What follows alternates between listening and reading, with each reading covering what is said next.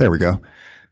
Good afternoon, ladies and gentlemen. I'm going to go ahead and get this started. Chairman Camp might be a few minutes late, so she asked me to. I just showed up and grabbed the mic. So she asked me to go ahead and get this going, and we'll start presenting, and we might have to have a short meeting depending on what comes next. But I would like to open us with prayer, if you would return thanks. For all that will. Heavenly Father, we thank you for this day. We thank you for the many blessings you bestowed upon us, especially the fact that you've given us a responsibility to engage in what is the most important work down here, which is the protection of children and the next generation. Thank you for allowing us to be here. Guide our decision. Let us always be thoughtful and kind to one another as we passionately debate today's agenda and all things going forward. In Jesus' name I pray. Amen.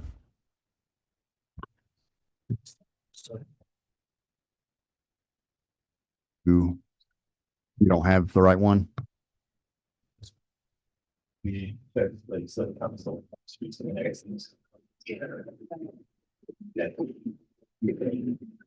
opened with prayer. I heard that's one. Do we not have the right shirt? I brought it with me in the folder or something. Okay.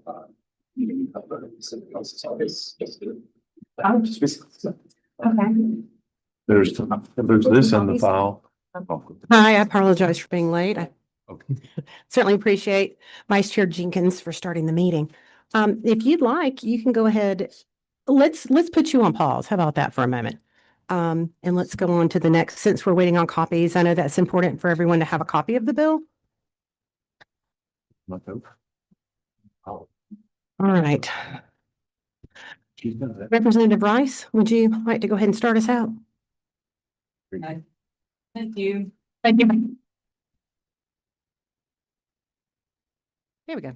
Thank you, Madam Chair. So I am really honored to be here to present House Bill 434. This was Representative Mandy Ballinger's bill from last session. And it is, we're just finishing the work that she started, and she's very committed. So it's my honor to bring that to you today. So what this bill does is it moves the code from the juvenile code into the criminal code, and it is adding language that makes it an offense to sell a child for financial gain. So it includes definitions, penalties, and possible limitations, such as how prosecution may proceed, along with statutory calls of action for affected parties. It aligns with existing adoption law with a new offense. House Bill 434 redesignates and relocates relevant provisions from the adoption code into the criminal code. So in summary, what 434 does, it strengthens Georgia's legal tools against child trafficking and exploitive practices involving minors placed for financial gain by clearly defining and penalizing conduct for such law. And with that, I'll be happy to take any questions. All right, thank you so much, Representative Rice. And we are all appreciative. Chairman Ballinger left several bills that she had been working on last year. So I certainly appreciate your willingness to be involved in this one. All right. I believe, is that you, Representative Oliver? All right, Representative Oliver, go ahead with your question. Thank you. I am struggling to remember when we moved these code sections from here to there and there to here.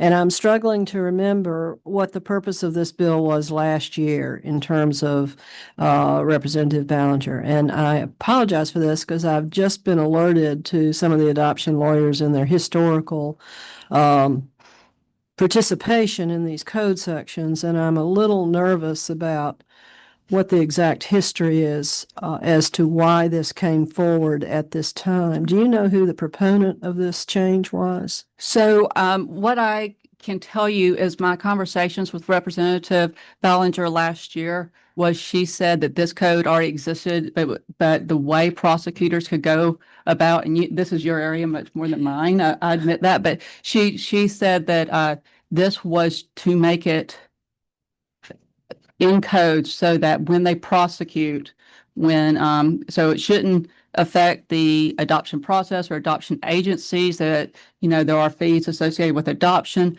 but it allows prosecutors to ask for proof of the cost, like if the biological mother has medical costs associated with. But the purpose of it is for when it's necessary to prosecute for the selling of a child. Was it initiated by the DA Association? That's specifically. I can't answer that. I for can't sure. remember either, and that's what makes me nervous because I may have been a co-sponsor of this, and I just don't remember the history. Yes. The reality is that selling a baby is illegal now, Mhm. regardless of what code section it's in. It's illegal, Right. and the affidavits about financial declarations and the adoption code and process is all fairly accepted provision of information. So I'm really just kind of being conservative here about trying to remember, which I can't, why we wanted this and who wanted this change. And I did have a conversation with her at her desk about this because when I co-signed on to the bill, and she explained that it was just a necessary development that, in the code for the purpose as there has been a rise in the selling of children. I don't know if that's true.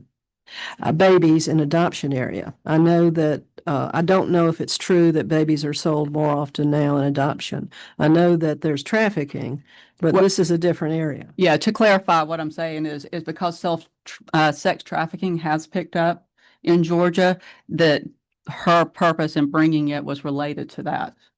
And as a adoption lawyer for a lot of years, I'm trying to figure out where that necessity comes from. I apologize, Madam Chair, if I had, I just wish some of those adoption lawyer experts were here today, which they're not here today, I'm afraid. But we certainly can discuss the bill, and if necessary, we can invite them to come back. Have there been, thank you. Let me just ask one other question, and I would appreciate opportunity to think about this a little bit more. Has there been any prosecution in Georgia for selling a baby in the context of an adoption in the last 5 years? That is something that I would want to look into before I answer that. Well, certainly, this is why we have committee hearings, so we can ask questions.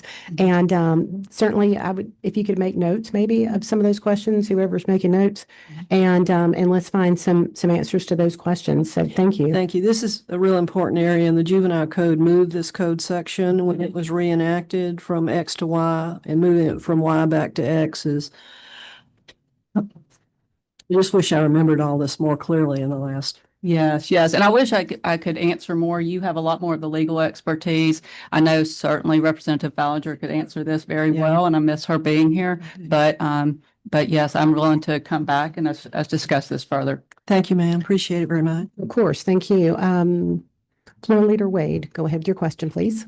Thank you very much. Just one comment and one question. Can we confirm which LC we're working off of? I just want to make sure we're all just Yes, of course. sure we are, but I want to make sure. Yes, I apologize. That is LC 48148-7S. Thank you. And then I will say this, in my district, when I was a school board member, we had a situation where it was an attempted fraudulent adoption where they were trying to generate money. And I worked at a bank at the time. I think the statute of limitations up, but I had to fill out affidavits on the documents that somebody was trying to do wire fraud to pretend to allow a family to adopt a foreign child. And it was related to that. And I remember there were hurdles because there was conflict within some federal law and the state law at the time. I don't know if that had anything to do with what your concern is, but I'd love to have the answers to that as well, just so there's clarity. So I completely agree. that was back in my young days. Well, of course, one thing about Chairman Ballinger that always struck me was she generally had a good reason for bringing something. So let's find the why, and let's discuss it further. We certainly don't want to do anything to jeopardize any adoptions, but on the flip side of it, if there's nefarious action taking place, we need to make sure that it is in the rights code. So Yeah, thank you. Yes, yes, and thank you. I appreciate that. I mean, I'm very much an advocate for adoption, and as an adoptive mother myself, that's very, very important to me. And I just, I do have faith that there's a reason that the lack of legal experience, I don't have that piece of the puzzle, but I'm glad to get it and we can come back to it. Thank you so very much. So we're going to table this bill for now. If, hopefully we can get all that resolved and discuss at our next meeting. Okay, Perfect. thank you. Thank you. All right, let's see. Representative Cooper, are you ready to present?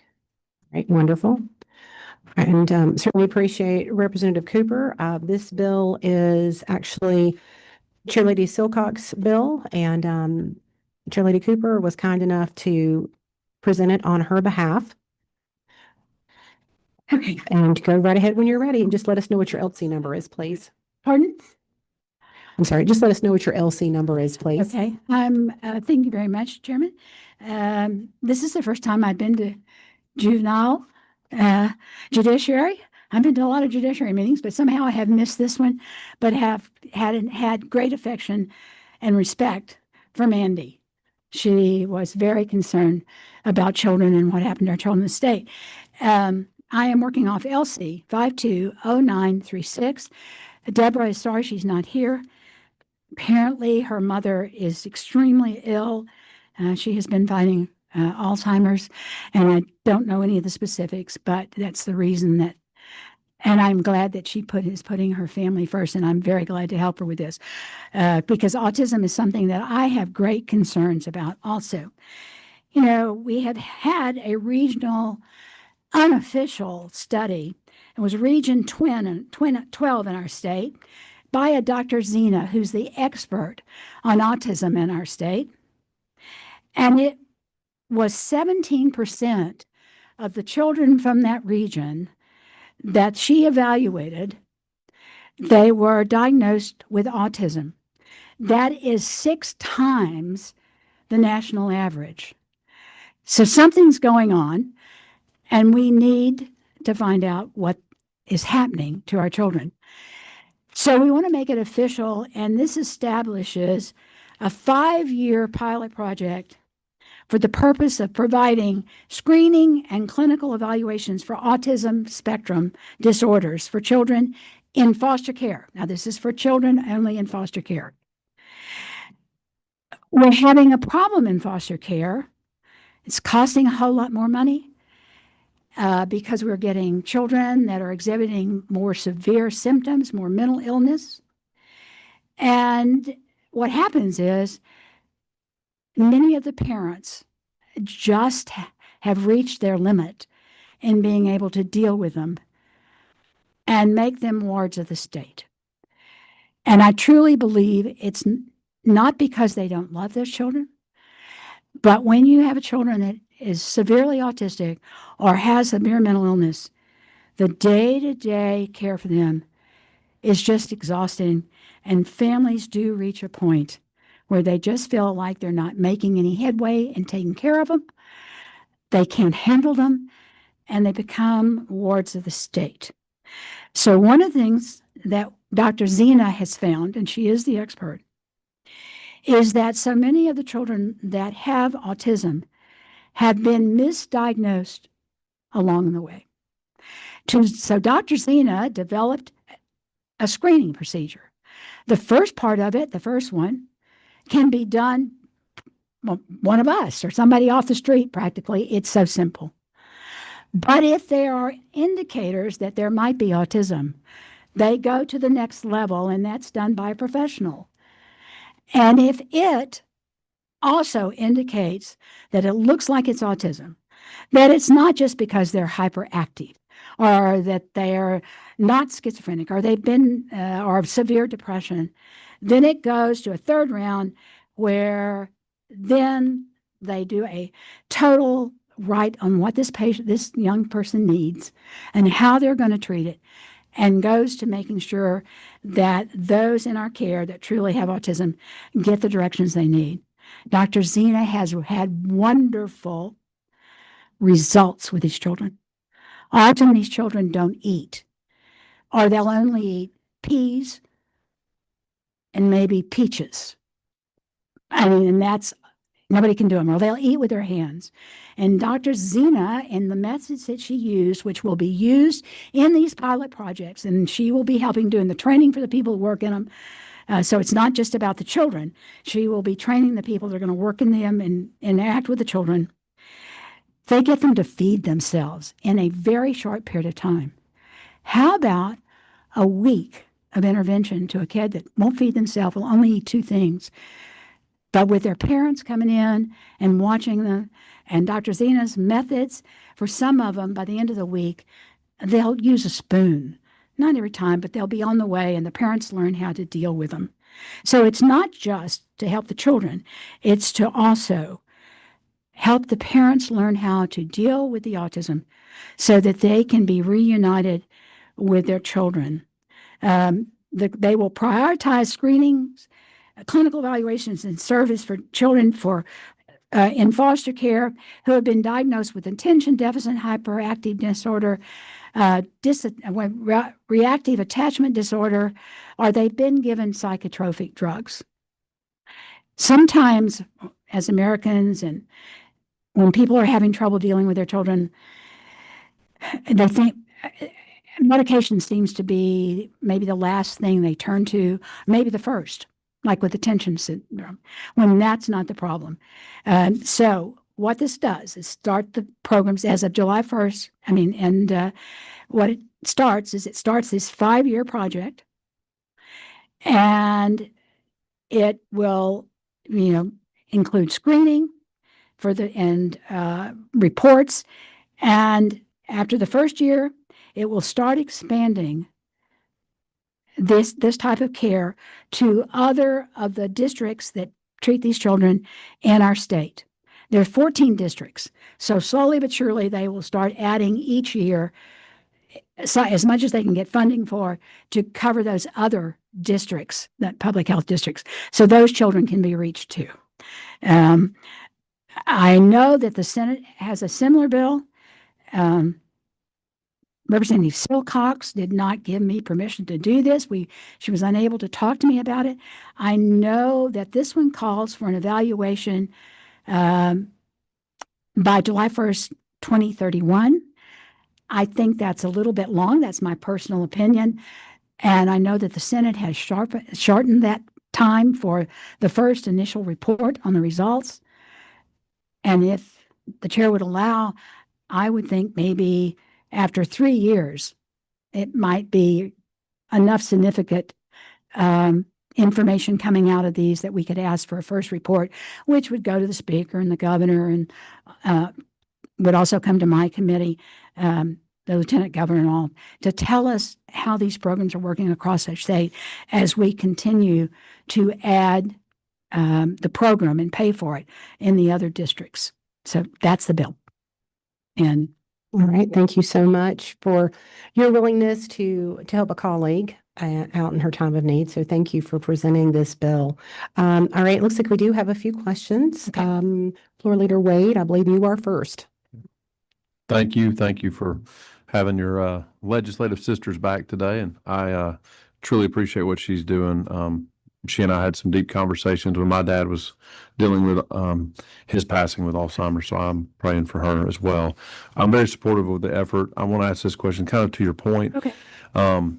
Since it's any number is a large number, but because it is a hyper-focused pool of children, is there anything that we could put or consider language that would allow this pilot group to provide a report when they felt that a report had initial findings? Because of the success you mentioned, and I've heard some stuff from back home, they may have actionable data within a year or 2 years or 3 to your point. So I don't know how she thinks about it with a Senate decision. I would almost feel comfortable with language that it could be sooner, allow that flexibility. If there is a report that gives meaningful information, that we don't have to need to wait for 3 to 5 years. Why wait that long? That's my only That's comment. what I agree with that. I would even say that it'll be done in one district this first time. And I would say that if it's voluntarily asked for, that you say they would like a report at 1 year, but no later than, so that we at least shorten it by law, that they can't let it go to the the end of the program and all, just because they want to. But that's and I'll take whatever y'all work out in the committee. All right, well, let's, Holly, Legislative Counsel in the back, thank you for being here. To the point that Floor Leader Wade brought up and also Chair Cooper, when I'm looking at this bill, it just says no later. I'm not seeing anywhere where it specifies it's a 5-year program other than the It's description. It's a 5-year study. From your, I see what you're saying. from your expertise, does it say it is a 5-year study, or does it say it has to be in by 5 years? No, it's it says the department should develop and implement a 5-year pilot program. Line 33. Okay. All right. I missed that part. All right. Well, Dr. Zima worked on this with, Already. Silcox. Was her recommendation 5 years, or was her recommendation 3 years? I don't have that information, but knowing the doctors, sometimes it's overkill with how many reports we ask them to give. So I think that Representative Wade has a good idea that if you want to make the first one as soon as they start, Easily can provide. with it, that they start seeing results, that we have a preliminary report and then move it to 3 years. All right. Legislative Counsel, do you think you might be able to put some verbiage in that as soon as a preliminary report is available, it will be made available to the committee members? Okay. And then then that way, if they're getting results that actually a preliminary report, then if they could give us one no later than 3 years and then one at the end would be, so it's not overburdening them with, we don't have a lot of doctors that specialize in really concentrating on autism. So, Okay. All right. All right. Looks like, Representative Draper, I believe you're next on our list. Thank you, Chair Lady. Okay, so I like the bill. Thank you very much for bringing it, and thank you very much for bringing it for Chairwoman Silcox. One thing you said struck me, okay. which was, we have this problem where we have children with autism, and it's so difficult for those families that they give their children up as wards of the state, and that's just heartbreaking. I understand that we are targeting this pilot to children who are already in foster care, and that's a small universe, and that makes sense. And those are the most vulnerable children. But what have we considered, if anything, and maybe the answer is nothing yet, or we're working on it, to prevent that from happening in the first place? I mean, are there screenings that are available, resources that are available, so that the families don't get to the point that they're giving up these children? Maybe that's a conversation for another day, but I just wanted your thoughts on that, because that breaks my heart. Well, prevention in any kind of illness or condition is always preferable. I think that when we start picking up the tab for it, it would be children in the program that come in the program during that 5 years would be evaluated. The Marcus Autism Center at Emory is doing a lot of research on trying to pick it up early. The last one I was over there, they had a program where a mother can bring the baby in a car seat, that you can pick up and move with you. And they put the baby on this table. And at the end of that table, there's a room that the mother goes in.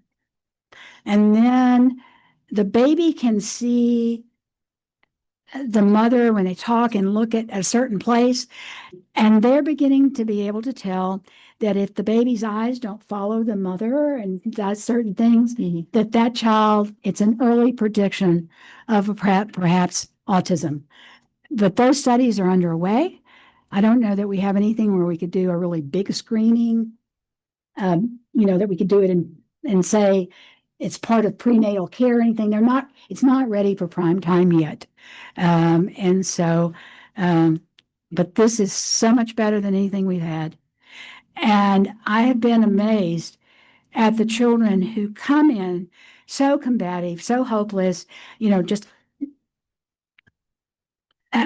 unmanageable sometimes, that the difference that this program and the correct handling and getting the right, correct diagnosis, what a difference it makes. There are some that have actually, they've worked with across the country and all, and this method that Dr. Zena uses, where they go on to function, can go back into the classrooms in school.